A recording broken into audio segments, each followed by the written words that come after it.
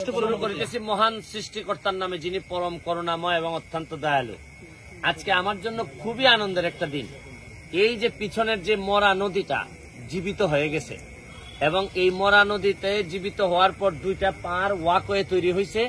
আজকে বিভিন্নভাবে লাইটিং করতেছি আমরা। কালকে আমাদের এই মরা নদীতে স্পিড বোট এসে নামবে, কালকে সকালবেলা স্পিড বোট নামবে। সারাদিন আমরা স্পিড বোটে চড়বো এবং পুরা 1 মাস এই স্পিড বোট থাকবে।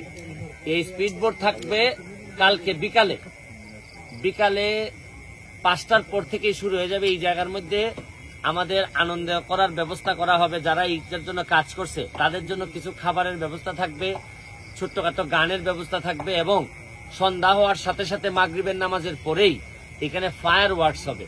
মানে হচ্ছে কি আপনার আতশবাজি দিয়ে আমরা আকাশটাকে একেবারে খুবই আলোকিত করতে চাই। এবং আমি মনে করি আর চারদিকে পতাকা, বিভিন্ন ধরনের বিভিন্ন কালার, রং বেরঙের পতাকা দিয়ে আমরা এটাকে সুন্দরভাবে সজ্জিত করব। আমি সবাইকে দাওয়াত দিচ্ছি, আমাদের যারা আছেন তারা আসেন। আমি শুধু স্বপ্নের ছোট্ট একটা নমুনা দেখাচ্ছি আপনাদেরকে। তবে স্বপ্নটা যে কোথায় গিয়ে শেষ হবে এটাও আমি আপনাদের কাছে স্বপ্নের মতোই মনে হবে।